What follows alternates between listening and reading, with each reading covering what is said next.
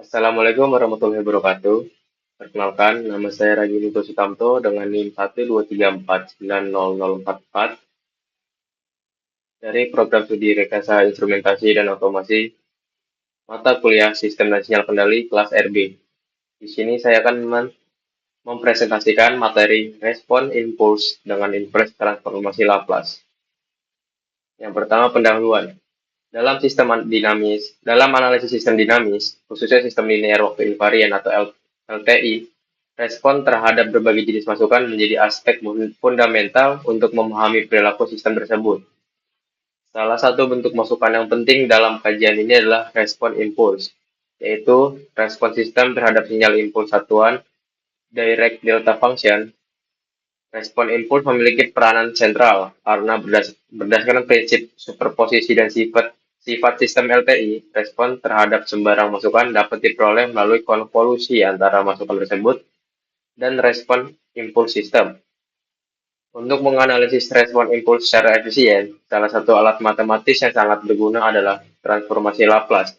Transformasi Laplace memungkinkan kita untuk mengubah persamaan diferensial yang mempresentasikan sistem fisik ke dalam bentuk aljabar di domain frekuensi kompleks, sehingga lebih mudah untuk dianalisis. Dengan menggunakan transformasi Laplace, respon impuls dapat dihitung langsung dari fungsi alih, yaitu rasio antara transformasi Laplace dari keluaran dan masukan sistem ketika kondisi awal nol. Yang pertama perlu kita ketahui dalam materi ini adalah apa itu fungsi impuls. Fungsi impuls atau disebut juga fungsi delta direct dan ditulis sebagai delta t adalah sebuah fungsi khusus yang hanya aktif sesaat. Fungsi ini bernilai 0 di seluruh waktu kecuali pada t sama dengan 0, di mana nilai tak hingga. Namun, integral dari seluruh fungsi ini tetap bernilai 1. Nilainya sangat besar pada saat itu, tetapi di luar waktu tersebut nilainya 0. Walaupun hanya aktif sesaat, fungsi ini memiliki luas total sebesar 1. Fungsi impuls ini sering digunakan untuk mewakili sinyal yang sangat singkat, seperti dorongan tiba-tiba atau tumbukan cepat. Salah satu sifat penting dari fungsi impuls adalah kemampuan untuk mengambil nilai suatu fungsi pada titik tertentu. Dalam sistem teknik, fungsi impuls digunakan untuk menguji atau menganalisis bagaimana sebuah sistem merespon terhadap gangguan sesaat. Setelah kita bisa mengetahui apa itu fungsi impuls, berikutnya kita harus mengetahui juga apa itu fungsi respon impuls. Fungsi respon impuls adalah keluaran atau respon dari suatu sistem ketika diberi masukan berupa impuls satuan delta t. Dalam sistem linear waktu invarian, respon impuls memiliki peranan yang sangat penting karena dapat menggambarkan karakteristik dasar sistem tersebut. Respon impuls biasanya dilambangkan dengan Ht dan digunakan untuk menentukan bagaimana sistem bereaksi terhadap sinyal apapun melalui proses konvolusi. Artinya, jika kita mengetahui respon impuls suatu sistem, maka kita dapat menghitung respon terhadap masukan lainnya tanpa harus menyelesaikan ulang seluruh persamaan sistem. Di sini bisa kalian lihat ada tabel transformasi Laplace. Berikutnya adalah untuk contoh soal. Jika sistem LTI waktu kontinu digambarkan dalam hubungan antara masukan xt dan keluaran yt dalam persamaan y double aksen t plus y aksen t min 2yt sama dengan xt. Tentukan respon impuls Ht agar sistem stabil dengan melihat letak pol dan zero. Di sini ada penyelesaiannya. Yang pertama, Hs sama dengan 1 per S kuadrat ditambah S min 2.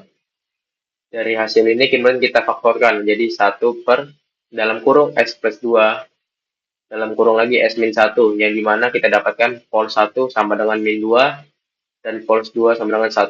Kemudian diubah menjadi C1 plus C1 per S plus 2 ditambah C per S min 1. Untuk selanjutnya, kita akan mencari C1 dan C2. Untuk mencari C1 dan C2, kita menggunakan rumus yaitu CK sama dengan S min PK XS. Untuk C1, C1 sama dengan S min pol 1 dikali HS. Di sini S itu adalah pol 1. Kemudian sama dengan S plus 2. Kenapa S plus 2? Karena yang kita gunakan di sini adalah pol 1, di mana tadi pol 1 adalah minus. Ketika S minus 2 sama dengan S plus 2, menjadi yang kita gunakan S plus 2. di mana S plus 2 dikali 1 per S plus 2 dalam kurung S min 1. Di sini bisa kita coret S plus 2-nya dikarenakan sama.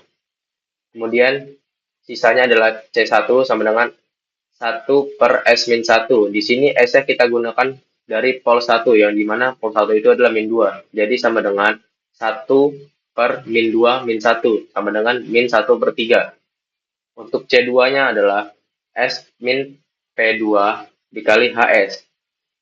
Di sini sama dengan S min 1. Kenapa min 1? Karena kit yang S min P2 yang kita gunakan adalah dari hasil pol 2, yang dimana pol 2 itu adalah 1. Ketika S min P2 maka hasilnya S min 1. Di sini S min 1 dikali 1 per S plus 2 S min 1. Dikarenakan S min 1-nya sama bisa kita coret, dan sisanya C2 sama dengan 1 per S plus 2. S di sini kita gunakan nilai 1. Jadi sama dengan 1 per 1 plus 2 atau sama dengan 1/3. Kemudian kita jumlahkan semuanya. Di sini ada H dalam kurung S sama dengan C1 plus S plus 2 ditambah C2 per S min 1 sama dengan min 1/3 per S pangkat S plus 2 ditambah 1/3 per S plus 1. Untuk selanjutnya bisa digunakan tabel Laplace yang telah saya sampaikan dan saya berikan tadi. Terakhir kata-katanya. Belajar itu udah kayak nonton drama.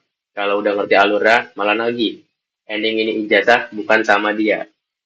Ya, sekian terima kasih dari saya. Wassalamualaikum warahmatullahi wabarakatuh.